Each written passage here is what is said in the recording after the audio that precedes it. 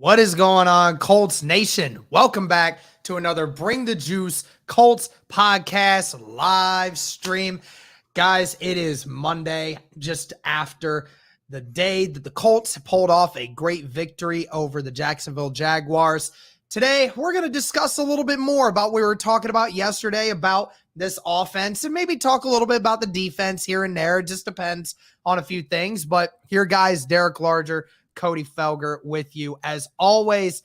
And guys, be sure to like the stream as you're coming in. Thank you for joining. Thank you guys for hanging out with us. And thank you for all the support. Had another like 70 or 80 new subscribers yesterday on the channel. Greatly appreciate all the support on the videos as of recently, guys.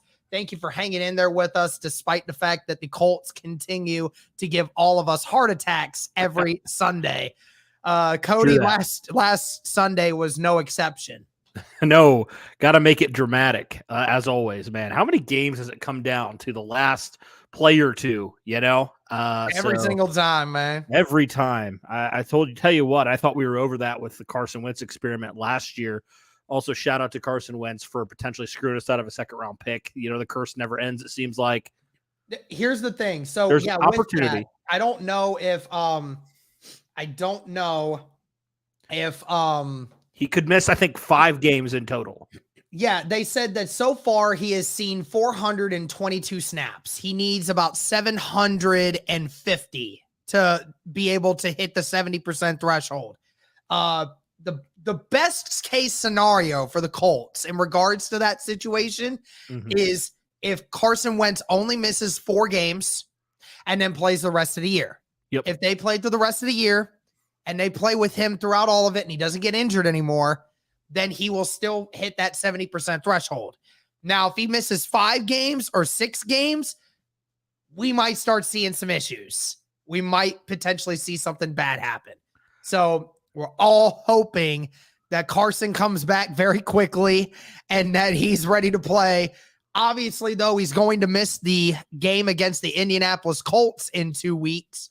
Everyone was talking about that reunion, about how Colts Nation would respond to Carson Wentz coming back. Well, guess what? It's going to be Taylor Heineke now going to be the quarterback for the Washington Commanders. So it's going to be different. Absolutely. Yeah. Here's to hoping, you know, Carson, at least when he was with us for the year, he was a fast healer. So here's to hoping it's more the 4 week as opposed to the 6 week. But of course, knowing our luck as Colts fans, it'll probably be more 6 to 7 weeks. Yeah, hopefully not. Knock on wood. We're good. But yeah, that's the hope there. Because obviously, you know, Washington, not a very good football team this year so far.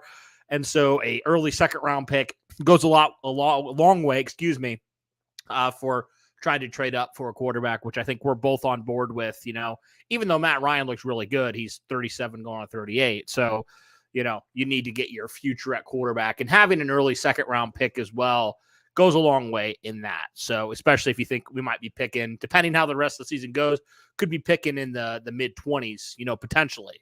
So you're going to need all that ammunition you have there. So yeah, we'll just see there. But yeah, I think we can transition now, Derek, to kind of talking about this Colts offense that was, I'm trying to think of words that describe this Colts offense. Besides the words we've already used. I mean, I think it almost was like the Colts were in a coma on offense for a number of weeks, for pretty much, you know, beyond week 1 against Houston. This offense just looked lost. There was just, and the thing was, it was the same issues week in and week out for multiple weeks. And obviously the Colts made that, you know, big change last minute on the offensive line on Thursday Night Football.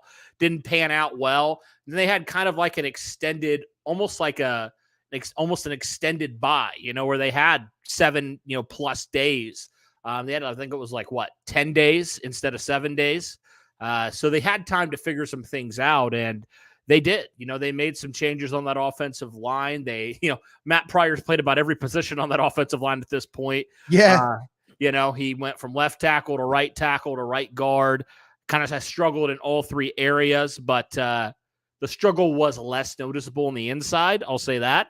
But then, you know, the Dennis Kelly move at left tackle, which I was initially frustrated with, because I'm like, you just backed Bernard Ryman. Why are you benching him? Literally not even out of the first quarter. But, you know, and Kelly held up, to his credit. He held up really well. No sacks on nearly 60 dropbacks for Matt Ryan. Wasn't perfect from the offensive line, but certainly a step up from what they had, pretty much every other game this season. So, the offensive line really got, credit to them. They really came to play against the Jacksonville Jaguars after allowing 5 sacks in Jacksonville. This offensive 5 sacks in Jacksonville the first time. Yeah. It was really bad. It was bad. It was very bad. And we're going to talk about everything here today, but I mean, you started with Matt Pryor. Might as well just start with that. Apparently, apparently PFF's grade for him on Sunday, Cody, you're going to laugh when you hear this. It was a 21 on a PFF grade on Sunday. Now, the funny thing is, I don't know. I don't really think it was that bad. I really don't think it was that bad, but it was still bad. It still was bad. But here's the thing, though, is we've now recognized that Matt Pryor has less chances to notice anything screwing up with him in the middle.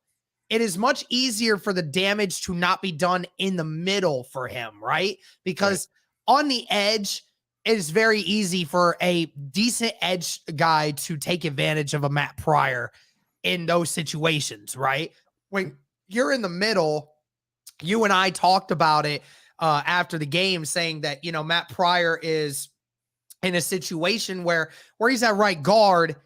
There's less chances for people to take advantage of him, right? Because of his size, because of his strength, he's able to utilize that better in the middle. And while he didn't look great, it ultimately allowed him to give up less have more mistakes, but it didn't ultimately cost Matt Ryan in the long term of things as much. So I think that if you are going to go the route of Matt Pryor still being on this offensive line, which I still think a lot of people say they won't, but if you are going to do that, it is best to keep him in at right guard where the mistakes become minimal. And it ultimately doesn't hurt Matt Ryan as frequently as it would be on the tackle side. No, I mean, at least he's getting a hand on these guys. He was not touching the defensive end on Thursday Night Football. He was not touching Baron Browning. So, yeah, I mean, you're right. I think Matt Pryor, clearly, more fit for guard with just his pure size and lack of athleticism. I mean, you look at some of these offensive linemen the Colts have, really good raw athletic scores across the board. And then you have Matt Pryor, who's like a 6 out of 10. So it's nowhere close to what all the rest of these offensive line is in terms of athletic ability. And it's really shown this year. Really didn't notice it as much last year when Pryor played right tackle, filled in for Braden Smith, but it's really been on display just how much he lacks in athletic ability compared to a lot of guys on the offensive line and just NFL athletes in general. He's really struggled. So, it's really noticeable. But yeah, you're absolutely right. I think if you're going to play him anywhere, which I really don't think you should, I think honestly, Will Fry should be at right guard right now. But if you do play him, I guess right guard is the one where the least amount of damage can be done, which I hate to look at a player like that, but that's what it's been this year. Yeah. So yeah, that's pretty much what it's been, right? Minimizing the damage, right? What's the one thing that this Colts offensive line can do that's going to minimize the damage? And that's what happened yesterday. And while we're sticking with the offensive line, we might as well continue to talk about it. Ryan Kelly played noticeably better yesterday. It seemed like the communication was more on point. I think him and Nelson have finally woken up and saying that, enough is enough with this. This is ridiculous. It's time to start getting our heads screwed on right. And it seems like that was really good for them. Nelson and Kelly looked really good yesterday. Even though I would say that Braden Smith definitely didn't play great. Definitely was a lot more consistent. The edge rush was not as bad on the right side, even though it was at times. Matt Ryan, I think, stepped up into the pocket a lot better, and it allowed for him to make more of those throws that he wasn't used to before. Hunter Peterson with the $2 super chat. Hi, guys. That was a win we really needed. Hunter, totally agree with you. Thank you for the $2 super chat.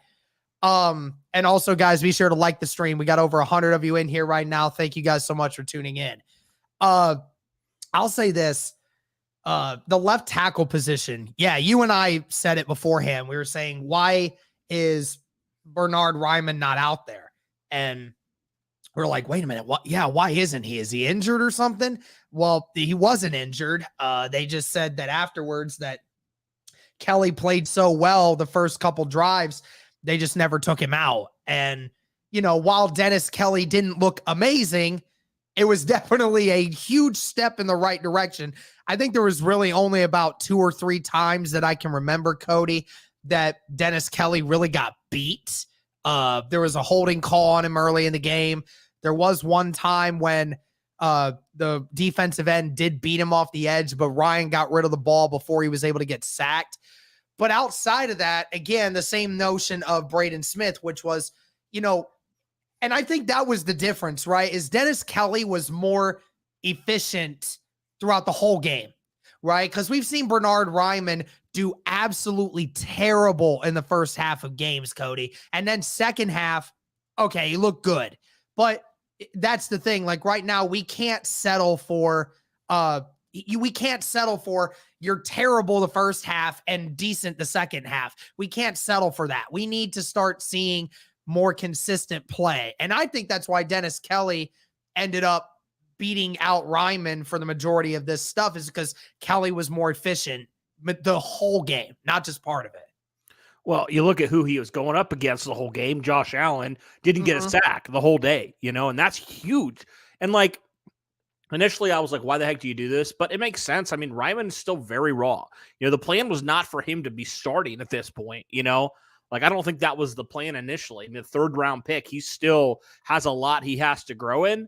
And so if you have a vet like Dennis Kelly, even though, it may, I don't know if it'll knock off his confidence at all, but it makes you feel a little bit better. Okay, we can actually hold up in pass protection. We like Ryman. We think he is our future there right now, but we also acknowledge that he's raw, and, we have a guy in here that can step up and immediately right now make a difference. And it was so much a difference. I mean, you saw it, man. The difference that Dennis Kelly made at left tackle was huge for this offensive line. So I'm totally fine with that. I'm totally fine with not putting the pressure directly on Ryman right away and kind of letting him, kind of learn as he goes. If you don't have to throw a 3rd round rookie out there right away, that's great, but yeah, I was initially a little bit confused, but when you saw because I think the plan was to have Ryman go a couple of drives, then have Kelly sub in, and then have Chris Strauser kind of make a decision after that. Well, Ryman wasn't necessarily bad. He had a few moments where he wasn't great in pass pro, but Kelly was just really good at pass pro. And I think that's good. It's not like one guy was just outright terrible and that's why they benched him or anything. It was more of they were trying out both guys, and Kelly just looked like the vet that he is, so I have no issue with that. And hopefully I think Kelly can teach Ryman a thing or two, playing in a league for nearly 10 years. So yeah, I'm totally okay with it. Whoever's protecting Matt Ryan the best right now, I'm fine with that. I'm totally good with that. Yeah. And I will say this. So I don't know if you really paid attention to what I said at the end of the video that I gave to you today. And I know a lot of people are probably going to, even in this comment section, are probably going to absolutely hate the idea of me giving this person credit here. But Cody, I have to give credit where credit is due. The offensive scheme for the Colts made by Frank Reich and this offensive staff for that game was exactly what the Colts should be doing. It's 100% what they should have done. Now, I'm not going to condone throwing the ball 60 times in a game. And you can't do that every week, right? We understand that. Mason Hill with the $2 super chat. Thank you. The game live stream yesterday was amazing. Hey, I appreciate that, Mason. Thank you for the kind words. Glad you're able to watch it. But yeah, like I said, 60 passes per game, Cody, that's not going to be the thing, the norm. It can't be sustained. No. But then again, you knew going into that game You were trying out a new offensive line group. You were trying out an offense that didn't have Jonathan Taylor or Nyheim Hines in it. You knew you couldn't run the ball as efficiently and as effectively as you wanted to without those guys in it, right? So you had to be different. You had to be different. And you had to be, remember when I said like week 3 of the season when the Colts were giving up all those sacks, and I kept saying, why do we consistently keep trying to throw the ball 50 yards down the field every play and just never throw anything short? It's like they finally listened to the criticism and said, here's what we're going to do. We're going to make sure Matt Ryan gets the ball out of his hands the quickest he has all season, and we're going to see how that offense explodes. And sure enough, it worked. It worked. Getting the ball out of his hands in less than 2.5 seconds was the key to keeping Matt Ryan upright. And sure enough, Cody, their scheme actually worked for the first time this season. It worked. Yeah, give him credit, man. Like, we try to be as fair as we can. We try to be as honest as we can. We don't try to have any bias. We just kind of call it as we see it. And I want to call it as I see it. Frank Reich had a really good game plan, and they executed really well with the game plan. And so, I think it was his best performance as the head coach and as the play caller all year. Yeah. You just decided we're not going to really run the ball. We're just going to kind of have our passing game be an extension of the run game. You saw Deion Jackson had 10 catches in this game? Yeah, so, he touched the ball 22 times in that game. Yeah, so I think it was good because you're like, we're and for the first time it felt like the Colts actually played to win offensively. Like it felt like they actually did. Like they're like, you know what, we're going to stop running it on 2nd and long, putting ourselves in these long 3rd down situations. Yes.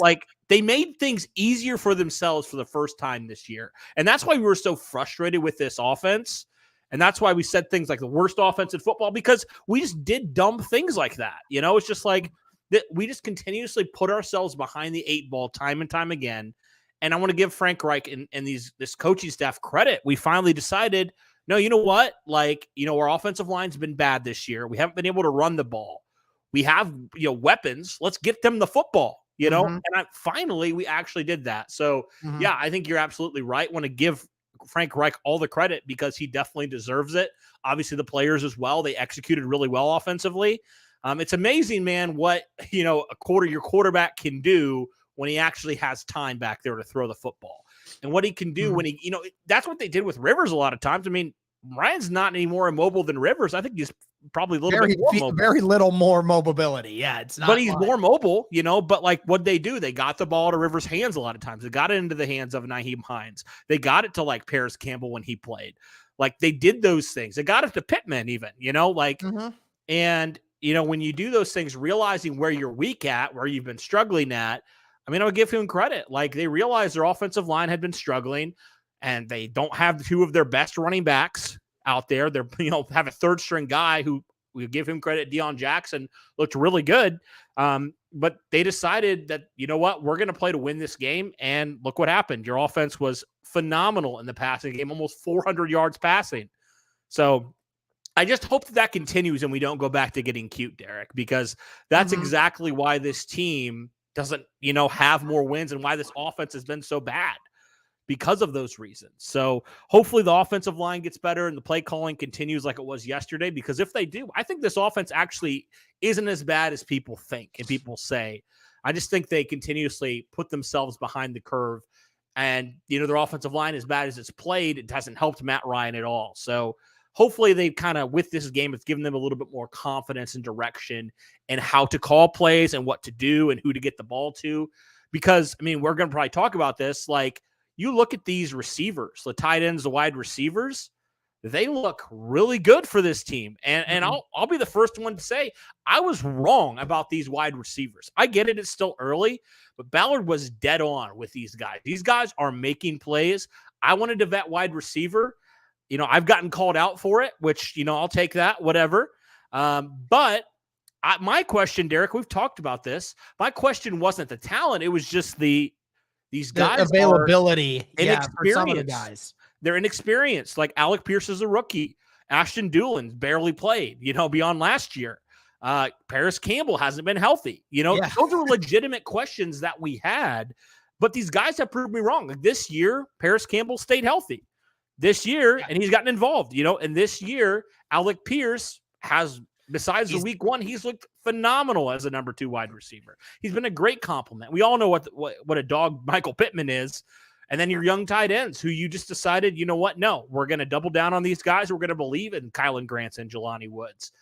And those guys, they were big contributors on Sunday. So, yeah, all that to say, I just want to give credit to Frank Reich. They've been able to now hopefully figure out what they need to do offensively because they do have nice pieces on this offense. If they can just get these guys involved and Matt Ryan can get protected. And I think the big thing, obviously, Derek, now is, can you start to open running games? Can you get a push on that offensive line and start opening holes for whoever your running back is? If you would think Taylor would be your running back, you think he'd be back this week.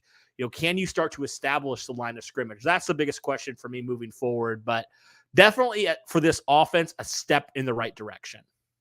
Yeah. I mean, again, the scheme of everything going forward, I do genuinely wonder, while we're still on the topic of scheme, with Jonathan Taylor and Hines coming back potentially next week, do you think that this is going to be a thing where, do you think this is where the Colts have realized that this is the scheme they need to have going forward?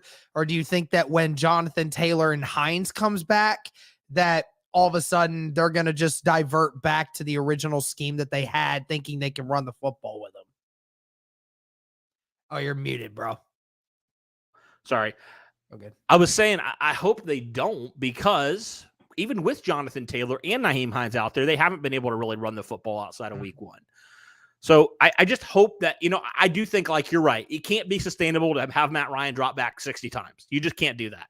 I hope they find a balance. I hope they just don't go completely, because Taylor's back, now we can, get more cute in the offense again. No, like, you need to be aggressive. You need to game plan for those things. So I'm hoping that they just find a good balance offensively, because it's weird because, when they brought in Matt Ryan, it was because they wanted the offense to be balanced between run and pass, right? They relied so much on Taylor last year in the running game, and now it's almost like to the other extreme, after yesterday. So I'm hoping they just can find a good balance here, and hopefully this offensive line change can help in that department. Yeah, I agree with you. The scheme should not change. I mean, obviously you want to run the ball, still around 20 times a game. You want to try to, throw the ball 40 times, around that. I think that the more that this team throws the football, the better, until the offensive line starts getting the hot hand at being able to rush. But the scheme right now, it needs to stay the same. And that results in throwing it more on first down, throwing it more on second down, because that was what I was saying in the pod yesterday, was the scheme won because you didn't run it on first, get 1 yard. You didn't run it on second, get 1 yard. And then all of a sudden you're in a 3rd and 8 again, which we saw like for the last few weeks, right? Like that was the Achilles heel for the Indianapolis Colts, was getting in these 3rd and longs that forced us to throw the football. And then when you didn't get it, it's 3 and out. Right? Like you saw them throwing it on first down. You saw them throwing it on second down. And then you saw this team getting into 3rd and shorts. And then you could either run the football or get creative and find a quick pass, right? Like that was so much more open for the Colts. And I loved that. When it comes to the other thing that the Colts did yesterday, Cody, and it's something a lot of people aren't noticing or aren't really talking about, the fact that the Colts went no huddle. The Colts went no huddle for the first time this season. Now, Matt Ryan specifically said, we saw in training camp, their practices have been finishing quickly. You know why? Because Matt Ryan was wanting to get it done. He was wanting to go quick. He wants to get it done. And we even heard from the very beginning of the season that Matt Ryan and Frank Reich were kind of at odds with each other at times, because Matt Ryan wanted to go quicker and Frank Reich didn't want to. But then all of a sudden you saw them go no huddle. Now, they weren't going into a hurry-up offense, but they weren't huddling up, calling plays, taking it all the way down to where the clock hit 0. They were just going into a no huddle, not allowing Jacksonville to make all of their adjustments on there, and they got the tempo going. And Frank Reich said that is something that they're probably going to do a lot more often going forward into the season. Is that something that you think they need to continue to do offensively? 100%. Yes, it worked. You finally found something that works offensively. Why not? Why not be a lot less predictable out there? Like you can do that, as an offense, which is weird because I feel like Frank Reich's typically done a pretty decent job most of the time to be unpredictable. So yeah, just be unpredictable out there. I don't care. Like, just don't give defenses time to adjust. Make them have to match with you. Don't be so passive. That was one thing that I think I've always liked about Reich as a play caller. Had beef with him before on different things, but I've always liked that aggressive mindset, and I think that that's something that they need to do. Just continue to do is just continue to push that aggressive mindset and force these defenses, to match your level, that sets a tone that speaks volumes, man. I even remember, I think it was, there was one game, I think Frank Reich's first season as coach where the Colts they knew a team couldn't stop them on the ground. And so they just kept running it. They no huddle, kept running it. And they just exhausted teams. And I want them to do that again. I want them to just exhaust teams. And I get it. It exhausts your players too. But I just want defenses to hate playing the Colts offense because they're not huddling. They're calling plays. They're being unpredictable. I just want teams to fear this offense again. And I think play calling can help in that department. Obviously, if the players can, play up to that standard the offensive line can hold, that goes a long way. But just from a play calling standpoint, I definitely think it's a good idea to continue to do that no huddle. Yeah, I totally think that is something that they need to continue to do. I think it just throws defenses off their game. They're not able to make as many corrections. And especially as well when, your defense is trying to figure out ways to fix up your offensive line. That's the best thing for an offensive line is to go no huddle, not allow the defensive line to run as many stunts. And then it's a lot more of generic stuff thrown your way. And that's where it's good for the offensive line. So it makes it simpler for them to go at a faster pace. So I like that. Love what the scheme was doing yesterday.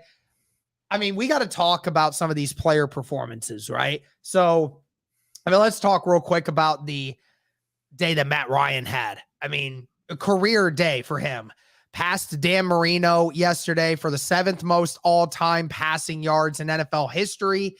Had the most completions in a game ever for him yesterday with the Indianapolis Colts. That's incredible to say the least. 42 completions yesterday. Obviously his best day as an Indianapolis Colt. What did you see yesterday, Cody, from watching some of the stuff from Matt Ryan? What did you see that looked different for you yesterday than what we've seen all season for Matt Ryan? I think the first thing was he wasn't paranoid, he wasn't expecting, he could actually be poised back there. He wasn't anticipating all the time, all these hits. I feel like we saw it early on in this game, Matt Ryan kind of anticipating being hit a little bit more. And so he kind of made some questionable decisions. You're like, what is he doing?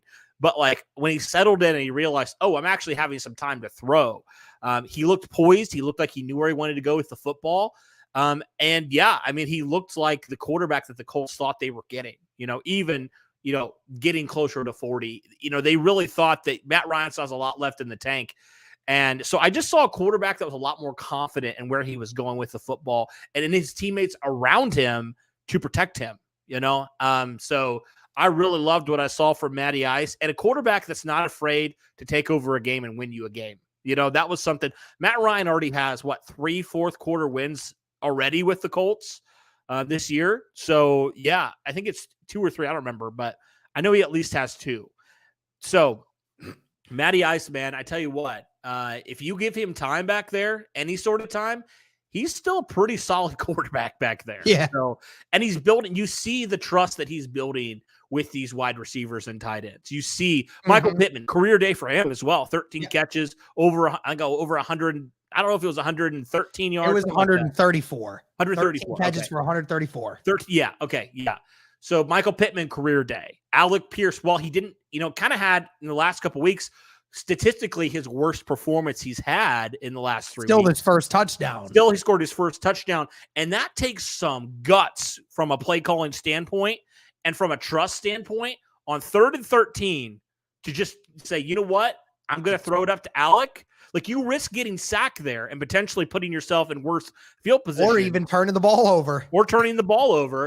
But, they had that trust there. And Matt Ryan trusted his receiver, Alec Pierce, to make a play, and he did. And I just think you see that. You see Kylan Granson getting involved. You see Jelani Woods. Like, Matt Ryan's a guy that now he's building trust with more than just Michael Pittman Jr. He's building trust with Paris Campbell even more. We saw that in training camp. Where was that, for the first 4 or 5 weeks of the season? And everyone was telling me that, dude. They're like, oh, he just doesn't trust Paris Campbell. Like, what do you mean? I saw him throw it to Paris Campbell more than any other wide receiver in training camp. You're telling me that they didn't have trust with each other? I'm like, it had to have been scheming. Yeah. So, I mean, you just see them getting guys open now, and just Matt Ryan with his connection with all these different guys, even Deion Jackson out of the backfield. We really haven't seen the Colts this year, which is really surprising. We really haven't seen them utilize a running back like they used Deion Jackson yesterday. Like, we thought when Matt Ryan came here, it would be kind of maybe what Phillip Rivers had with Nyheim Hines, where he was finding Hines. Hines had a career year with Phillip Rivers. And so we really haven't seen that a whole lot.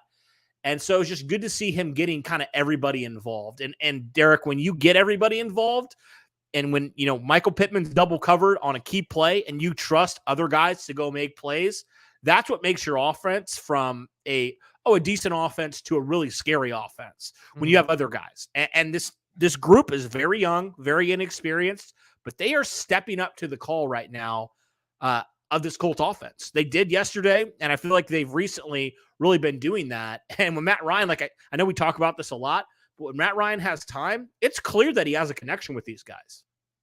Yeah, and I know you and I kind of mentioned it yesterday, and I said it as well, and a lot of people, other Colts podcasters are saying the same thing.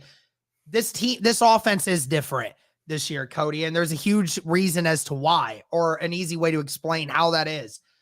Remember last year when we were talking about how the Colts never lose when Jonathan Taylor was rushing for 100+ yards in a game? Like, that's only ever happened one time where we've lost a game where Jonathan Taylor rushes up for over 100 yards, right?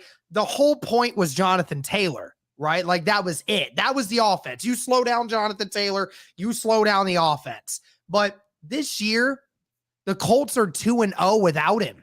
And they won a game without him and put on their best offensive performance since, I'm going to say, probably midway through last season. Like, that's incredible that you had your best player off the field. And for the first time in almost a year, you had your best offensive output without him. And with everything else going on around it, right? With the offensive line having question marks, the Frank Reich and the play calling question marks. You did this with so many question marks around you, but yet the Colts were still able to do it. It goes to show you this offense is heading in a new direction, that they're able to win games without their best athlete and their best player. It's really nice to see because, like you said, Matt Ryan finally is getting involved with these wide receivers. And I mentioned it the other day, Ballard deserves credit too for sticking to his guts on how good this skill position groups could be, because they're showing it right now. They're young and they still got a long way to go, but they're showing some great output right now. Jelani Woods has 5 catches this year, Cody, and 3 of them are touchdowns. I mean, just goes to show you, like, just imagine when we get that kid going, right? Like, 60% of his catches have been touchdowns. Alec Pierce, you tweeted it out earlier today, talking about how he's on pace to have the second most receiving yards by a Colts rookie in the franchise's history. Like, that's where we're at right now. And it's great to see Matt Ryan getting involved with those guys. And then another guy that really everyone wants to talk about, the wide receivers yesterday, and we're going to talk about it here shortly. But the unsung warrior that we had on the field yesterday, Cody, was Deion Jackson. He was a warrior yesterday.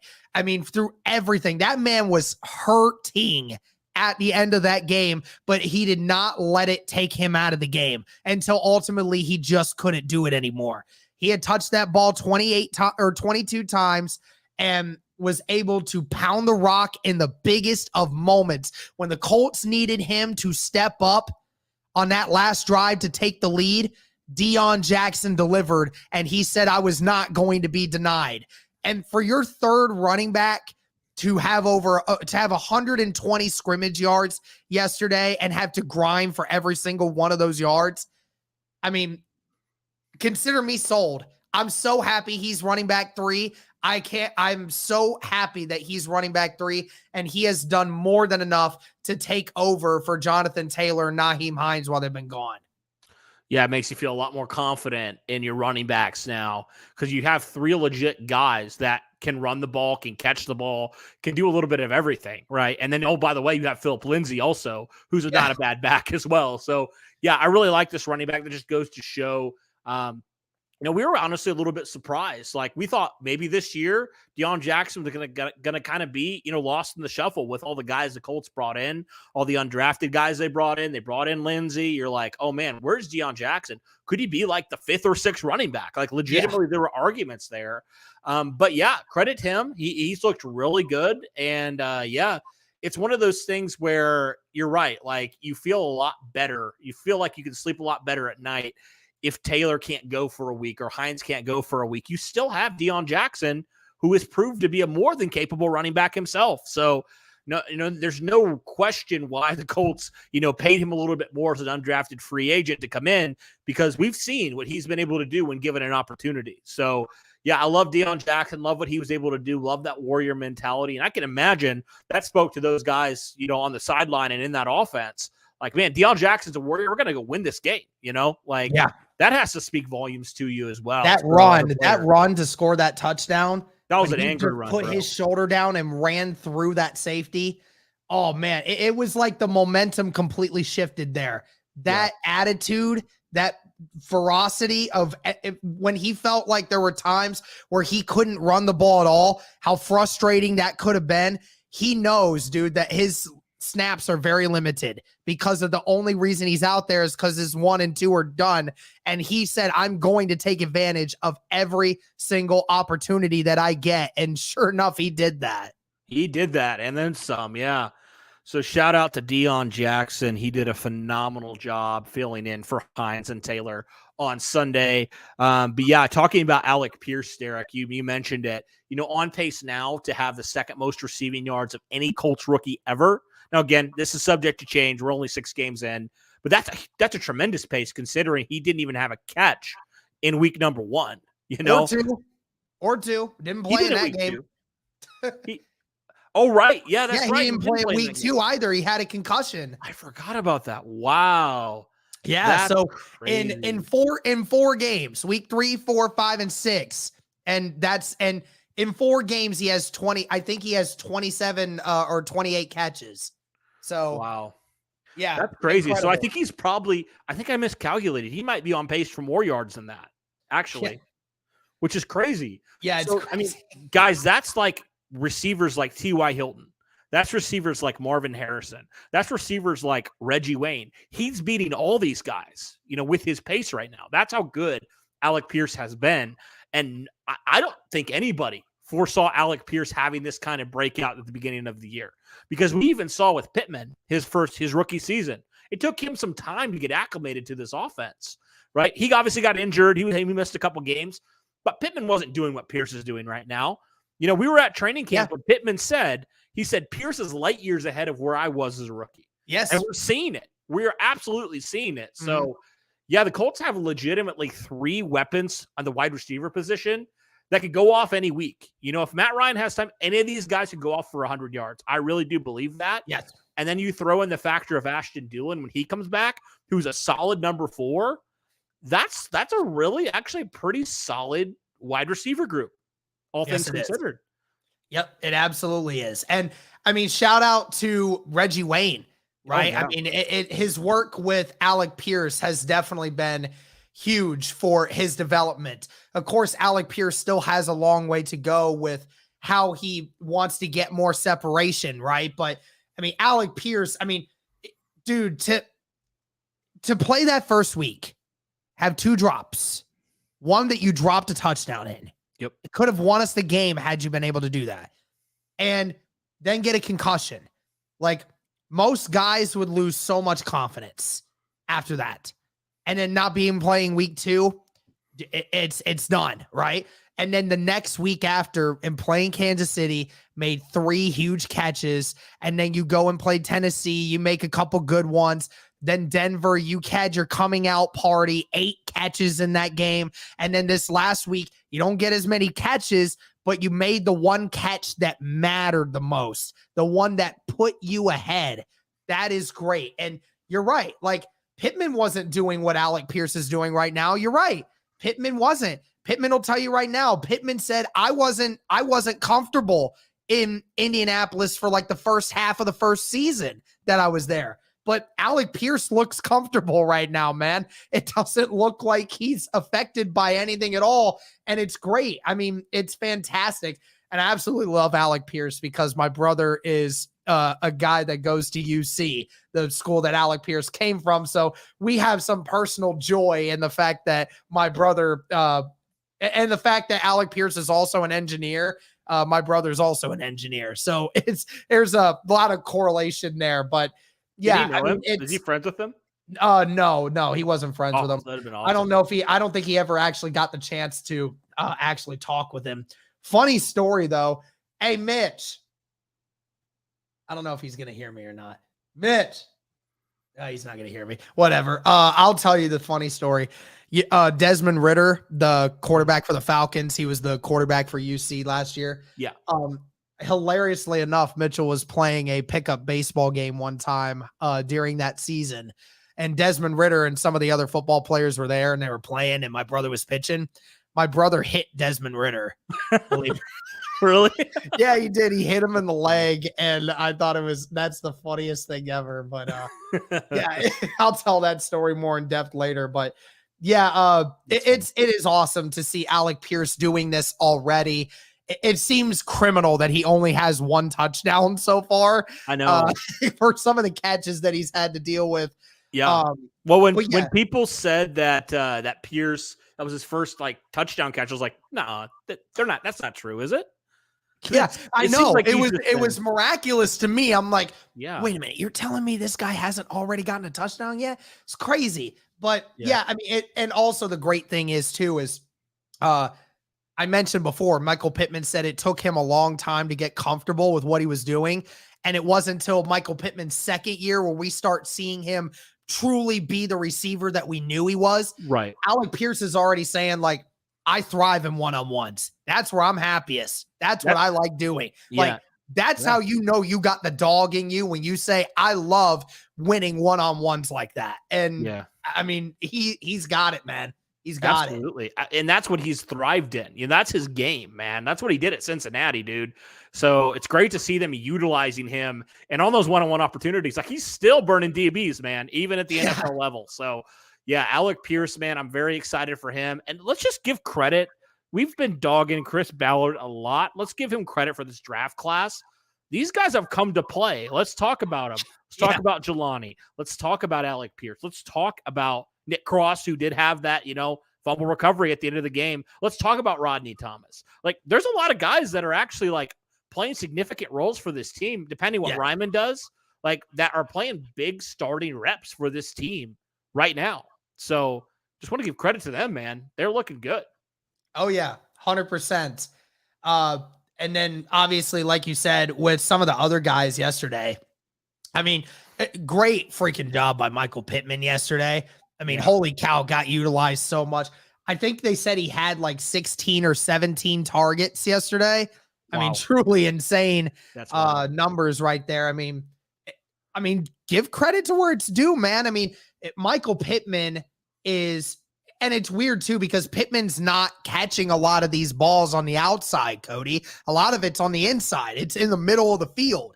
And I thought that was incredible when you looked at Matt Ryan and how he spread the ball out yesterday, oh my gosh, it was everywhere. Like there wasn't one specific spot. That just goes to show you how good that offense was playing yesterday, because there was not a specific part of the field that Matt Ryan did not hit a receiver yesterday.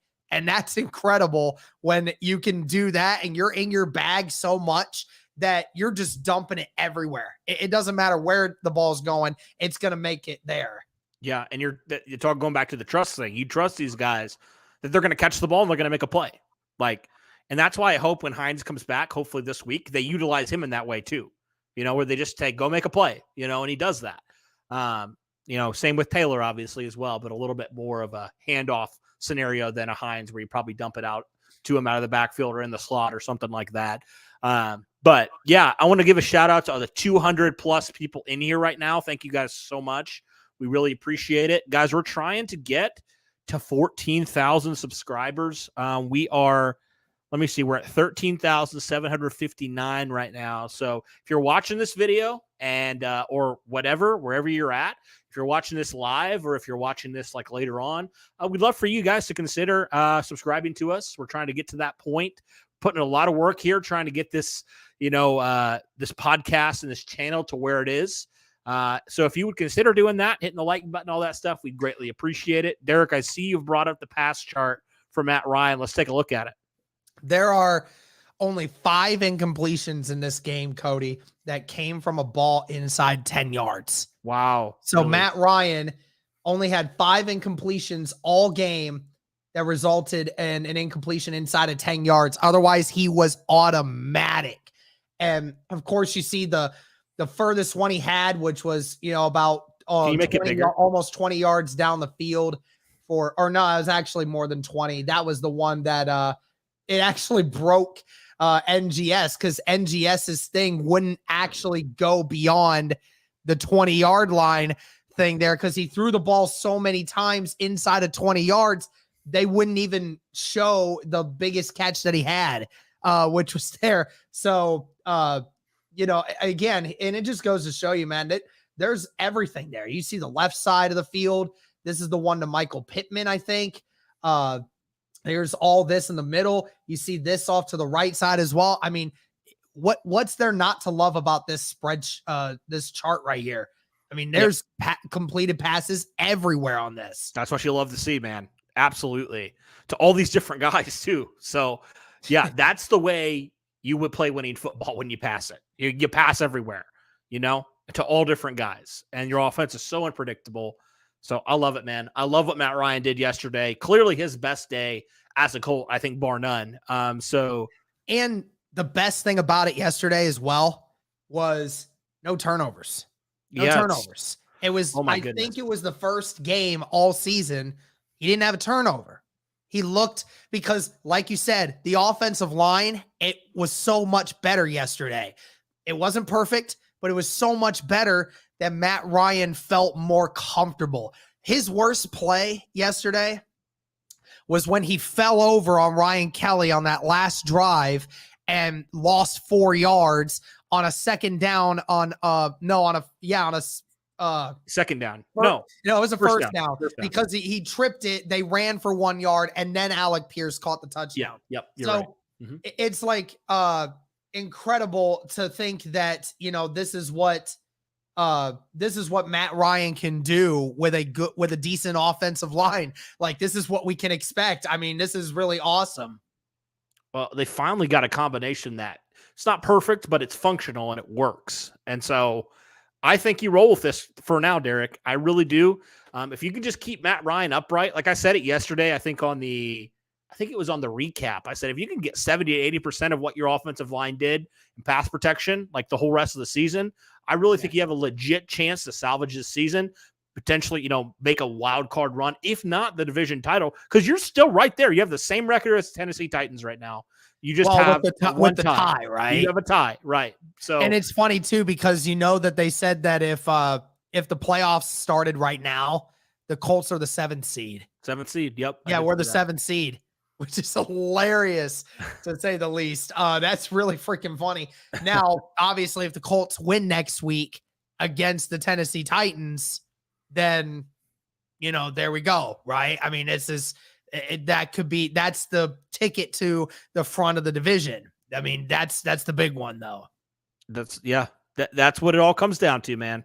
Absolutely. And listen, I will just say this. I'm not going to harp on you on it, but I will just admit it was kind of funny to see you give Paris Campbell praise yesterday, and a lot of people just lose their minds over it because, I mean, I told you, man, this guy was going to change this year. I told you, barring any major setback on a weird injury, this kid was going to be ready to go. And sure enough, I mean, I got proved right yesterday. Just so happy for him that he's not injured. He's out there actually contributing to the Indianapolis Colts offense, and he did in a huge way yesterday because I think 3 of his 5 catches, Cody, resulted in either first downs or a touchdown yesterday. So big catches for him yesterday. Yes, absolutely. I talk about, man, that freaking stretch to the end zone, like on that first touchdown, I think it was. I mean, that's just athletic, man. Like, that was athletic, dude. That was something. That body control was insane. Yeah. Well, and then also Paris Campbell said this after the game, Derek. He said, it's probably the most confidence I've had in my time in the league. So Paris Campbell's confident, the most confident he's ever been, which is great, because Paris Campbell has shown, even with less confidence, that he's still a good receiver. So, Derek, my thing has never been the talent with Paris Campbell. Obviously, he's talented. We've seen it in spurts over the years. I just didn't know if you could trust him for 17 games. Right. I just didn't know. Obviously 6 games in, we've been able to trust him so far. I'm hoping that continues, man, because Paris is such a talented player. And if you use him right and you actually target him, he makes plays. He wasn't nothing spectacular yesterday. He obviously had the touchdown. But beyond that, just a couple clutch catches when you needed them. And, for the number 3 wide receiver, they'll take that, So, yeah, I think, and you look at all these 3 wide receivers, all these guys drafted pretty early. So I don't know who's talking about. Who's Kent? I don't understand. Oh, Kent Sterling. Oh, okay. Why is he in the? Everybody keeps talking. Everybody keeps talking about him. Everyone's like, you guys should bring Kent Sterling on. Oh, gotcha. I thought he was like in the chat or something. No. Everybody just keeps saying we need to bring Kent on at some point. I'm down for it. Yeah, totally. I haven't talked to Kent in a number of years. I wonder. Yeah, I don't think I've talked to him at all. But yeah, I think it's. I will give you credit on that. You did say that the talent's always been there. It's just always been about the availability, right? And unfortunately, for some Colts fans out there, even if he plays all 16 games this year, 17 games, whatever it may be, if he plays 15 plus games this year, people are just still not going to get over it, right? Some people are still just going to say, he's not worth it. Don't trust it. Just move on from him. He's an Ohio State wide receiver. Don't trust it, right? But, I mean, he has every right to be confident right now because he's healthy, because he feels good. He feels good. His body feels good. And clearly he's making plays out there now, and people are noticing it now because, hey, I'm here. I'm healthy. I can still show you guys. I can still get open. I can still make plays. I can still burn people. Just give me a shot. And I mean, it's great. I love it. I love seeing Paris Campbell doing what he's doing right now. It is helping out this offense over the last few weeks. Really wish that they would have got him more opportunities in that Tennessee game. Yeah, they have gotten him more opportunities in that Tennessee game. That game might have been a different direction. Because he was open a lot in that game. Yeah. I see somebody in here asking us to talk about Drew Ogletree, which I know he's showing out, in camp and stuff. And I maybe next year he's a factor in this team because he was really looking good. We obviously wish him a speedy recovery. But Derek, that actually reminded me of something you talked about in the Stock Up, Stock Down video, which if you haven't checked that out, everybody go check that out. But you talked about Mo Alley Cox. Where has he been? Like, he had a really good game against Tennessee. I mean, I kind of get it because you have 2 really good young tight ends that you're liking, but like, could we see a scenario? I don't know what the contract necessarily looks like, but like, could the Colts potentially want to move on from Mo like next year or something. I get Yeah, it. He's like the best pass block or best run blocking tight end. I get that. But for the amount that you're paying him, he's not really contributing at all in the passing game. Yes.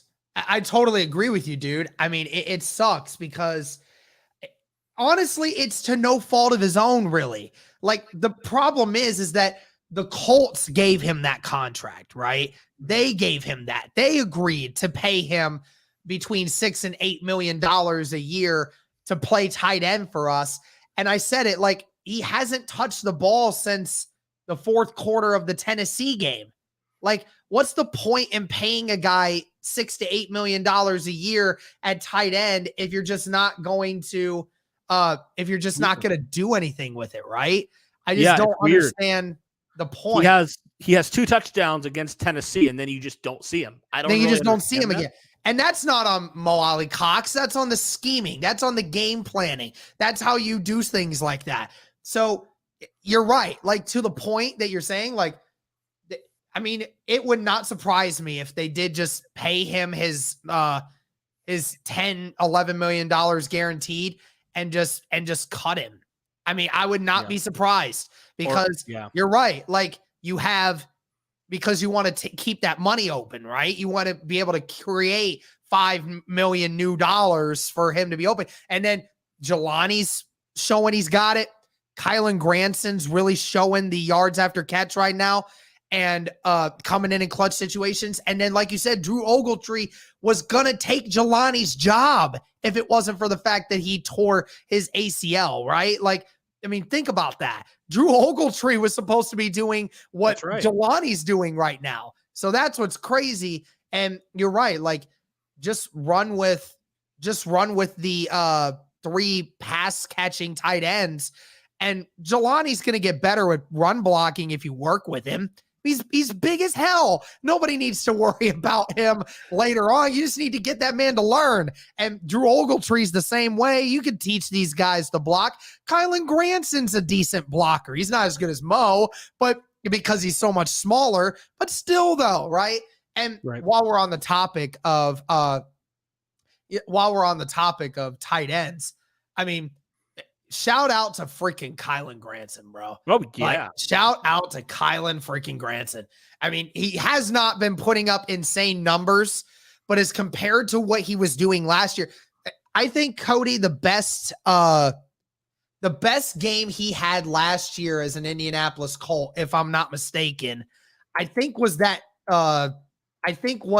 game that you and I went to against the Jets back in 2021, and which is crazy to say the least, but there's been at least 2 or 3 games, Cody, where he has done better at any of these games than what he did last year, right? First game, he had 3 catches for 22 yards. Against Tennessee, he had 4 catches on 4 targets for 62 yards. And then this last game had 4 catches for 38 yards, and we've seen him on special teams making plays, right? He wasn't on there before, but he's making special teams plays now. Like, Kylan Granson is in his bag right now. He's not making insane plays, but he's making a lot of plays that are extending drives for the Colts, especially late in games. I'm really liking what I'm seeing from Kylan Granson. We talked about him when he was drafted. You and I have talked with him several times.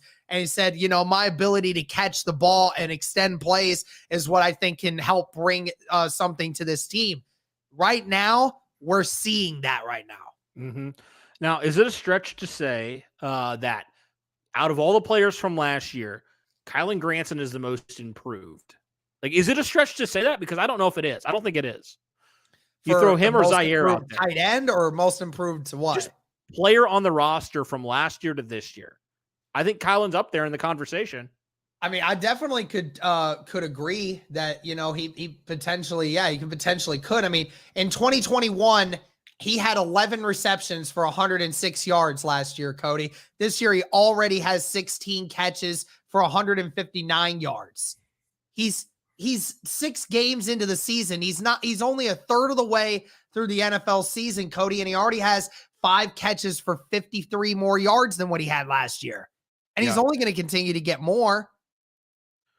Yeah, I'm gonna put something in the chat. I want to see what you guys think. Put something in a poll. Yeah, I'm gonna make a poll here. I feel you. I mean, I love it, man. And especially because we talked about we talked with him before the season started. We were extremely excited to see what happens. And then obviously when it came to the training camp, you and I hurt for him, man, because he was struggling, right? Like there were times when people were questioning on whether or not he even should be on the roster, what some people were saying, right?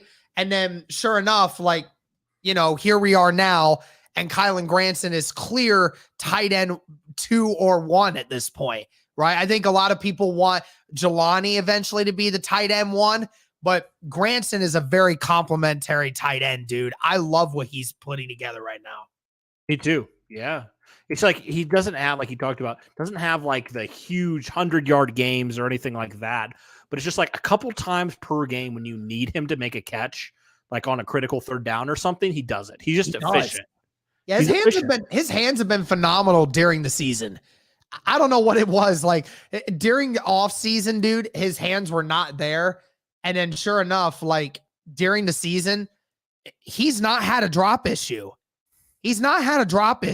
Oh, yeah. And I feel like that's been a story for a lot of the Colts wide receivers. Don't you think? Like I haven't noticed a huge drop issue with there them. has not been. No, not at all. And you have two really sure-handed guys in Pierce and Michael Pittman, right? Yeah. They've been very helpful. And Paris Campbell's always had pretty sure hands too. Yeah, he's always had pretty sure hands too. And yeah, I thought it was always the tight ends that was the problem, especially the last few years. But I mean, Mo's not had a huge issue with it this year. Kylan's not had an issue at all with it. And Jelani's not had an issue with it at all either. So, I mean, I love that, that has been the storyline. The Colts aren't missing out on opportunities in that way, right? Yeah. Yeah. You're right. Everyone's saying like Franklin and some other people are most improved. I agree. I think Franklin is one because he's been really phenomenal. I think he's like tied for the lead in tackles right now, Derek, in the NFL. So Zaire definitely deserves consideration. I think Zaire definitely deserves some. I mean, again, like his pass coverage stuff is not great, but I mean, to step up in the role of Shaquille Leonard, that is really hard to do. And he has been a really solid player over the last few games, no question about it. Seems like him and Okereke are in on every tackle. Yes, absolutely. And Kwity Paye, when he was healthy, I thought he was taking a nice year 2 leap as well. Yeah. I mean, he has Paye supposed to be back. Yeah, I don't know when Paye is going to be back. It might be next week. It might be the week after. I don't expect him to miss much more time. We'll see how he looks. I mean, he didn't practice all week, so it's still up in the air on how he feels. So, yeah, absolutely. And then, Big Grove has been in there for most improved. That's definitely another one. Because I always felt like he was really, really good at stopping the run. I mean, you're seeing I know. This year, it just seems like he's up to even more, which is kind of funny to think about. For sure. But like from a guy like, this is kind of how I look at it, is like Grover, we already knew he was a really good player, but like Kylan, we didn't know with him. Like, and he's taken a leap up. So that's kind of my grading scale a little bit. Maybe I don't know if that's fair or not, maybe for other guys it gives them more of an advantage, but Tyrone, bro, don't even get me started. Don't even get me started on that. Oh, bro. I know, bro. I know. Hold on. I gotta find this tweet. I will not leave this until I find this tweet. Hold on a second. I'll find it. All right. Just give me a chance. It's something about the cornerbacks. I will find it. Here it is. Yes, it is. Here it is. Okay. Josh Bowick from Twitter right here says, now this is PFF. Take it or leave it as you wish. I don't always agree with their rankings, but it's close enough. It still proves a point. It's a huge point. Isaiah Rodgers is currently PFF cornerback number 9. Cody. Number 9, Gilmore is PFF cornerback number 23. Okay. And Faison is PFF cornerback number 103.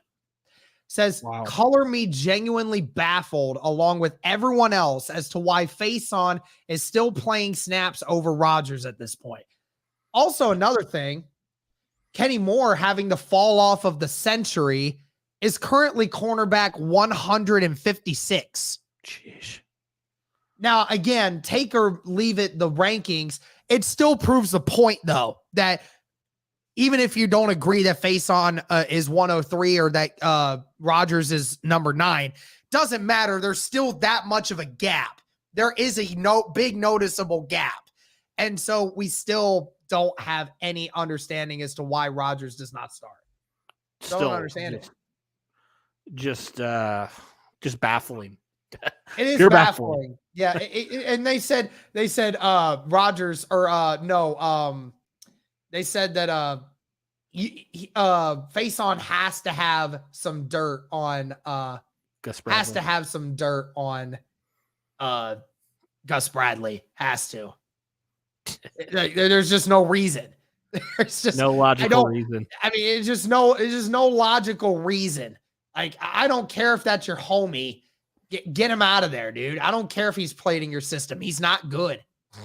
Yeah. No, I don't care if he's a prototypical body type. Like, who cares? He's been terrible. He seems unwilling to like go up and make a tackle. Like, my gosh, I watched that. Well, no, he does like to go up and make tackles, but he also likes to miss.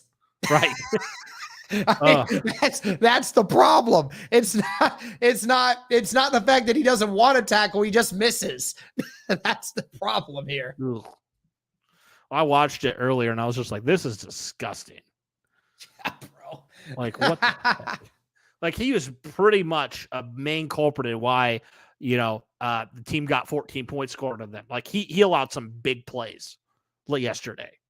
And Rodgers wouldn't do that, Like, so, yeah, it's truly baffling. And we did see a little bit more and hopefully this is just a trend that continues. We saw, Rodgers at the end of that game, get a lot more of the majority of the snaps. Hi, Grace. All I know is I hope all the players just have fun. Thank you. That's pretty much it. That's nice of you. They're doing their best, Grace. I understand, but this isn't elementary. This is who that is, right? You know who Grace is, right? Yeah, I know who Grace is. Okay, good. I know. I figured it out for a long time now. Okay, good. And this isn't high school either. So, they don't get paid millions. These guys do. Yeah, true. At the end of the day, Cody's still going to get the last word when your team goes into Lucas Oil and loses to the Colts. And Cody's just not going to say anything because he wants to still have a girlfriend at the end of the day. Man. Yeah. Opinions on the 23 draft QBs without going too deep into it. Stroud, Young, Levis, Hooker. Now 3 and 4 are subject to change. I just think that Levis at this moment is a better quarterback prospect for the Colts than what Hooker would be. But again, like I said, there's a lot of the season left. There's still some things that need to be done that need to be fixed. And I'll try to get a better opinion as it goes on. But yeah. Well, we said this off air. I texted you this actually. I said, man, this is a good year to be looking for a quarterback because there's legitimately 3 to 4 guys. Yeah. And the thing is too, is go and get him this year and have him sit for a year behind Matt Ryan. I don't care if they start right away. You don't have to start the quarterback right away. Let him sit for a year, learn the system, and learn behind a genius in Matt Ryan, right? Dissect his freaking brain. I mean, it's awesome. Why not? Yeah. Yeah, absolutely. I mean, I don't know. And maybe if they don't want to and they want, the only problem I see is that, I don't see the point in not starting him if you're at that point. But then again, if you don't believe that the guy is 100% ready to go, then, there's no harm in holding them back a year. I had that conversation so much over the weekend, Cody, about quarterbacks that Okay. Yeah, I got you. About quarterbacks that, are older. I'm like, I don't care if they're 25 or 26. Like, quarterbacks can stay in the league for 8 years, 10 years if they stay healthy and if they're good. So at the end of the day, it really doesn't matter. Yeah, exactly. So, but yep, I know you got to get going, but thank you again to the over 200 people in here. Thank you to everybody tuning in. This is a really fun live stream to talk about anything and everything about this Indianapolis Colts offense. Good to see them actually playing well for a change this year.